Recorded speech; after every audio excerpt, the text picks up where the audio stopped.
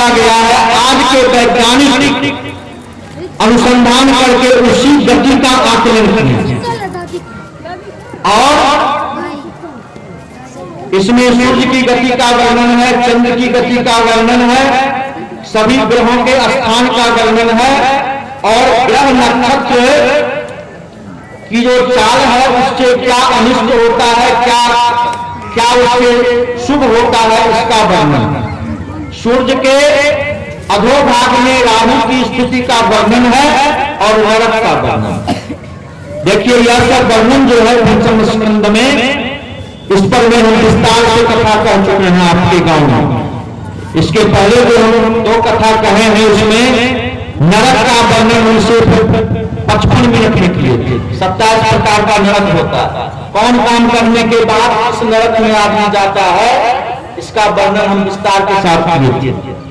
और आज की कथा में 2-4 मिनट में करके हम आगे बढ़ हैं, क्योंकि जो विस्तार से वर्णन कर दिए तो आप हमको याद ही होगा। हो सकता है कि इनको नहीं भी याद हो सकता है कोई नए श्रोता भी हो जो उस कथा में नहीं थे, इसीलिए हम थोड़ी सी चर्चा कर देते हैं। अब ग्रहाधीनम जगत सर्वम, यह ज्योतिष का सूत्र है कि संपूर्ण जगत जो है वह ग्रह के अधीन है। जैसे मौसम का प्रभाव आप पर में बिना पड़े नहीं रहेगा, उसी तरह से ग्रह का भी प्रभाव बिना पड़े आपके ऊपर में नहीं रहेगा। तो ग्रह का प्रभाव आपके ऊपर में पड़ता है। अब अभी आपकी क्या महादशा है, क्या अंतर्दशा है, इसका प्रभाव आपके ऊपर में पड़ रहा है। ज्योतिष की गणना करके कुंडली का फलादेश विचार करके यह जाना जाता है। और कुंडली में जो ग्रह की स्थिति बनती है वही हाथ में भी बनती है स्थिति, और वही मस्तिष्क माथा में भी स्थिति बनती है, ललाट में भी। यह सामुद्रिक शास्त्र के अंतर्गत आता है।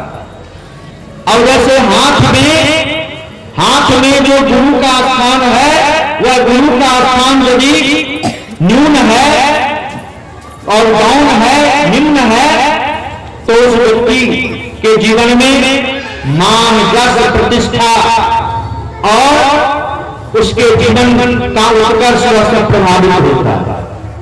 सूर्य की स्थिति यदि अच्छी नहीं है, यहाँ पर में सूर्य का स्थान है, यहाँ पर में शनि का स्थान है, इस तरह से यहाँ पर बुध का स्थान है, यहाँ पर में शुक्र का स्थान है, तो पूरा जो है हाथ से भी इसका निर्णय होता है और ग्रह का प्रभाव पड़ता है।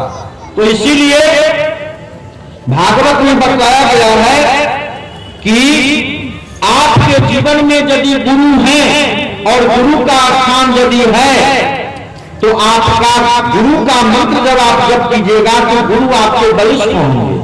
और किम कुर्वन्ति के सर्वे जस्य केंद्रे बृहस्पति, जिसके केंद्र में बृहस्पति रहेंगे, गुरु रहेंगे, उसको कोई भी ग्रह से बिगाड़ नहीं सकता। क्योंकि गुरु जो होते हैं वे भगवान की साकार मूर्ति होते हैं और वे अखंड होते हैं। कर्ता करे करी सके, गुरु करे सो हो, सप्त खंड नवदीप में गुरु से बड़ा न कोई। तो इसीलिए यहां पर में भागवत में बतलाया गया है कि सभी तरह के ग्रह के अनिष्ट से यदि आप बचना चाहते हैं तो आप गुरुमुख होकर के, भगवत परायण होकर के जब आप चलेंगे तो सभी तरह के ग्रह से निष्कृति हो जाएगी। और अब सूर्य के नीचे राहु आदि का स्थान है, और उसके बाद पितृलोक, देवलोक है, उसके बाद पितृलोक।